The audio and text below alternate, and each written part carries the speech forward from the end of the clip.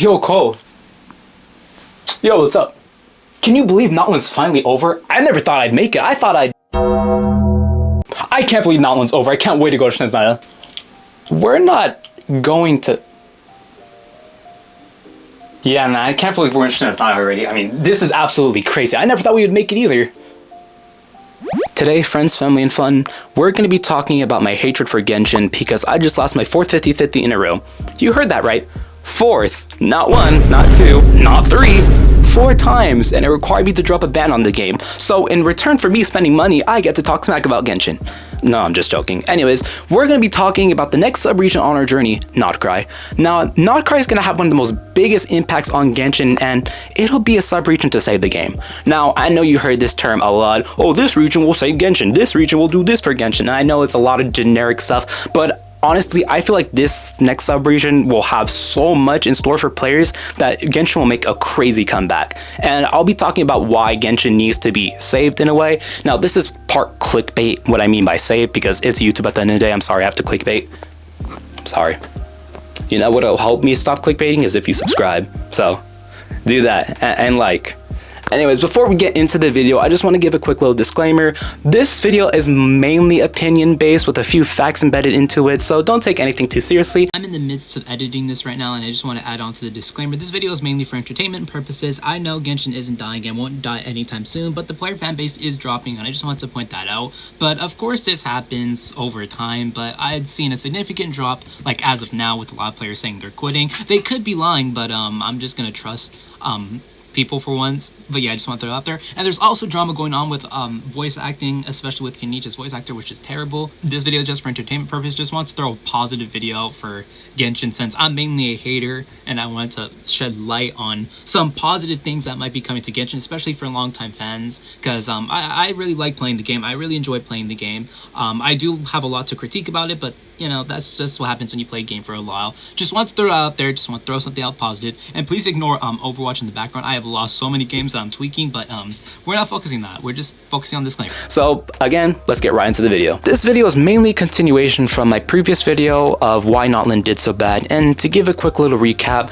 players didn't really like Natlan for a lot of issues. One being diversity. Players felt that they weren't being represented in the game, or Genshin just lacked diversity in general, and this has been an ongoing problem since Sumeru. And also, people just didn't like the characters. They didn't like how the characters were written. They didn't like how the characters felt different from when they were first introduced. And also, players didn't like the Night Soul Blessing mechanic, and they felt it was really stupid and it forced you to pull for Natlan characters, as well as hating the region itself and exploration, and the whole region just felt really ugly to people, and players didn't really like that. So now that we got that out of the way, players really dropped this game because of Natlan, and a lot of players stopped playing the game because of it. And I know this happens for a lot of regions. People take their monthly or annual Genshin break, but honestly, I've seen a mass amount of hate towards Genshin. I know everyone says, oh, this game doesn't feel the same, oh, this game just kind of sucks now after every region, but I've never seen it this bad until this region came out. And I know a lot of people said in my last video, oh, everyone makes the same video by why Natlan did so bad, or we just do this after every region. But to be honest, out of all the time I've been playing since almost release, I've never seen this amount of hate towards Genshin before. Well, at least from its players, at least. Outside of Genshin, yeah, I've definitely seen a lot of hate, but at least from the inside the fan base, I've never seen this amount of hate, so that's why I'm covering it. And I know this mainly applies to Western-based players, but to be honest with you, I've seen a lot of hate towards Natlan from different players around the world too. With all this information in mind, people went to social media to say that Genshin doesn't feel the same anymore, or this game just sucks now, or Natlan just made them completely want to stop playing. And again, I know this is always bound to happen, but this is just a little insight on where Genshin's at right now, and the reason why some people are calling it dead, or at least the reason why I think it's kind of falling off right now. So once again, since people dislike Natlan so much, a lot of players quit the game, stopped playing, or took their break from the game, or even stopped spending money because of their dislike towards Natlan. But we've actually seen this pattern before, so let me talk about it a little. So let's say back to 2023, the release of one of the most vile expansions to people, the Sumeru Desert expansion. This expansion was so unbelievably hated, it was insane. And if you're unfamiliar with why, people just straight up despised the repetition and hated seeing sand everywhere, despite it being a desert expansion. But it felt underwhelming to people. But one thing I will say about the desert expansion is the quests in the desert were amazing, and honestly, if it had voice acting, I feel like the desert expansion could have done way better. But around this time, I really noticed a lot of players felt really burnt out from the game and took their annual break from Genshin during this time. But when Fontaine rolled around, it was a refreshing new adventure to people. Get it? Refreshing, because I'm really gonna regret saying this when I'm editing it, but whatever. But again, when Fontaine rolled around, people saw these refreshing mechanics and jumped right back into the game, as well as seeing an amazing roster, and people liked it, and that's when Genshin revenue shot right back up. People really like Fontaine. But a lot of people stopped playing around when Sumeru's expansion dropped, or when Sumeru came out in general, but this same thing also happened back with Liyue. I mean, players got bored of Liyue after a while and then dropped the game, and when Inazuma came out, everyone was so excited after seeing Radiant's introduction, everyone was so hyped, they jumped right back into the game, and Radiant had groundbreaking sales. But the point I'm trying to make is there's always some type of pattern of players leaving and then coming back for another region, but a lot of things happened with Natlan that made people permanently stop playing the game. So now that we got that out the way of why I think Genshin has died in a way, I use air quotations because I'm exaggerating the out of this right now. I can't even lie to you right now, but in a way, I'm not speaking too much about. And players also felt like playing different games since a lot of more gacha games released around Genshin. I mean, Honkai Star Rail dropped and their players are getting fed well. I mean, that game is going crazy right now. The new characters are just top tier right now. I was watching the Honkai Star Rail live stream, and it's not even funny what they're getting. 20 pulls, free characters, more characters added on to standard banner. Yeah. Genshin players are never getting that. Yeah, Honkai Star Rail is on another level right now, but there's a lot of bad stuff going on with Honkai Star Rail with power creeping and meta, so I guess there's that, but yeah. And there's also other gacha games like Wuthering Waves that people are just jumping to and absolutely loving, or is Endless Zone Zero, so people are just going into different gacha games and getting bored from Genshin completely and dropping the game. So with all these releases and seeing all these new characters from different games and how well they're doing, players just are starting to despise Genshin and feel like they could have done way more better. So let's talk about why not Krai will save Genshin. Not Krai is unlike any other region we've seen before, and it might be the thing that changes Genshin forever. Now, not Krai has been said to be unlike any other region we said before, like I said, and Hoyo said it themselves. I'm not lying this time. Okay, Hoyo said it themselves. And I know they might be lying, and there's a slight possibility that they might be lying, but we're not focusing on that. We're gonna put our loving trust into Hoyo. Those words are never coming out my mouth again. Not Krai is when we start getting deep into the lore. I mean, we're pretty much going to Snezhnaya, which Not Krai is a sub-region to Snezhnaya, so we're basically entering Snezhnaya, and this is one of the last regions of our journey until we go into different places. Who knows where we might be going next, but Not Krai is so promising because of this. This is pretty much a prelude to the end of the first arc of Genshin, of what we might experience into that. So obviously, they're going to put a lot of work into this, and I know our hopes were really let down because of Natlan, but I feel like everything will turn around because of Not Krai. We are to the whiteboard because I like to draw. Anyways, these are the three major lore pieces that might be happening in Not Krai to look forward to. So of course we have the three Moon Sisters. Now the three Moon Sisters are really important to the story, as Teyvat has 3 moons, in which 2 of the moons are, well, 2 of the sisters are not with us anymore. And in case you didn't play the Natlan story quests or you don't remember, basically Moika, this is spoilers, Moika shattered the sky and we can see a broken moon.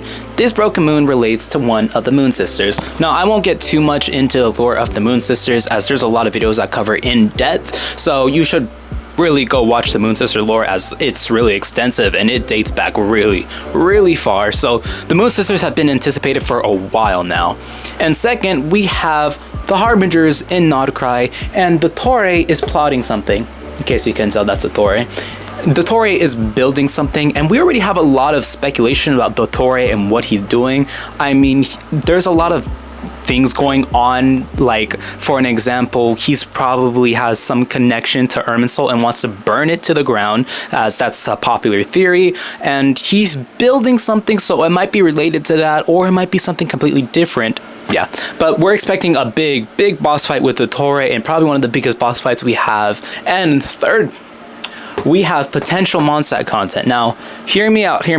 Since Not Krai is a sub-region, we have opportunity to go to get more content for other regions, and the most anticipated region that everyone's hoping we get content for is Mondstadt. Now, there's a lot of things going on around Mondstadt. Well, one major thing, and that is Durin's resurrection, which everyone's waiting for. When Durin gets resurrected, then this will be a huge lore drop, as we are probably going to get a lot of albedo, and albedo means we're probably going to get some information about the sinners, specifically Ryan daughters. So there's a lot of stuff that might happen in Mondstadt, and we still have to wait for Varka, who is most likely in Krai. So we will be getting a new Mondstadt 5-star, hopefully. That's something to look forward to. But Krai is said to be a region that doesn't have any laws. They aren't listening to any Archon, they aren't listening to Celestia, they aren't listening to Heavenly Principles. I mean, these people do not care. I mean, they'll probably rob you in Krai. We'll probably step foot in Krai. They'll probably rob us from our primo gems. Who knows what might happen? Krai has the possibility of introducing a new element, which is, I know, a very low chance, but hey, anything can happen. Since they don't use the 7 elements of Tevat, they use something that predates before the 7 elements in general. So we might be seeing some new powers and a lot more new mechanics because of this sub-region. So let's get into my first point on why I think Krai will do so well is because of lore players. Now, a lot of people play the game for the lore, and a lot of people dropped the game because they didn't think the lore was up to par for right now. So Krai will be definitely a kickstart in lore, since they're bringing something in that we've heard since 1.0, the Moon Sisters. I mean, we all saw that the trailer that they dropped for the Moon Sisters so randomly. I mean, everyone was just going crazy over it. And since the lore is gonna get really deep, we're probably gonna get a lot of cutscenes. And when you have cutscenes, you know, it goes on YouTube, and a lot of people click on cutscenes for different games, even in games they haven't even seen before. So that's bound to bring in new players, possibly, if the cutscenes are really well done and they have something really interesting that'll spark someone's attention, especially if they have some groundbreaking cutscene from a character that we've seen before, and an old player clicks on the video and says, wow, I've never seen this before, I might hop back into the game because of this. So again, lore players are getting fed, so old players might be coming into the game, or some new players might be jumping into the game because of the lore. And again, lore plays a huge part, and I like to talk about lore because I love lore.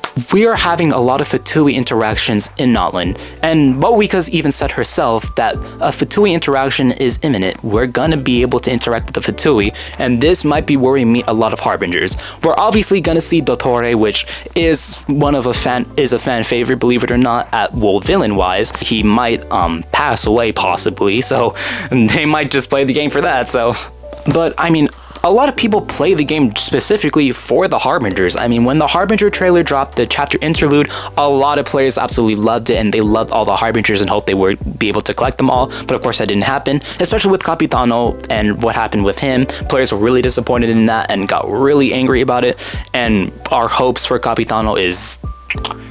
So with him out the way, we only have a few remaining Harbingers that we're hoping for. I mean, there's only a few Harbingers left, and Moika still has her Gnosis, and the Sarita's plan isn't completed yet, so that means Natlan's story isn't technically finished, so there is still hope for Natlan at the end of the day. And depending on the severity, something might actually happen to Moika, which if something happens to an Archon, the game's views will spike up, and a lot of players will be really interested in the game, so they have a chance to do a lot of things into Genshin if they do Krai right. So in terms of Krai, I feel like it'll make up for a lot of things that Natlan actually lacked in, which is what people were expecting the region to look like, so their expectations aren't too low or they aren't really met. So for Krai, I'm expecting more of like a snowy region, but I'm also suspecting some sort of wasteland, and I'm thinking of like a map from like Black Ops Noctur Untoten.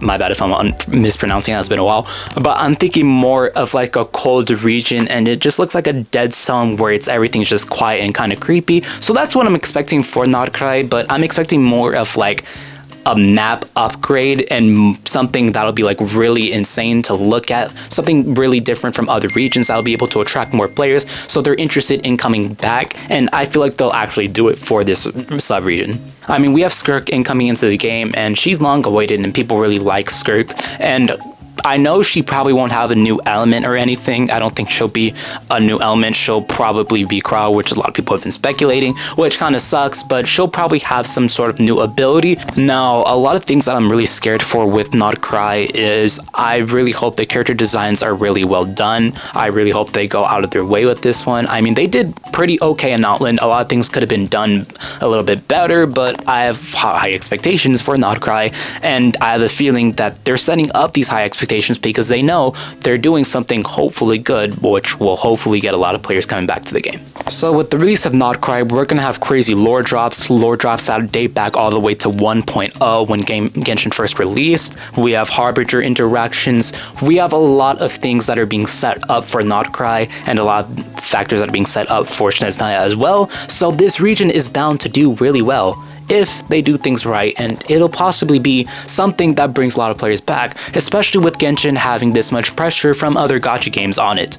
So let me know what you guys think what might happen in not Krai and all your theories and speculations, and if I missed anything in the video, please let me know. And of course, thank you so much for watching, and if you haven't watched my other video, go watch it, like right now.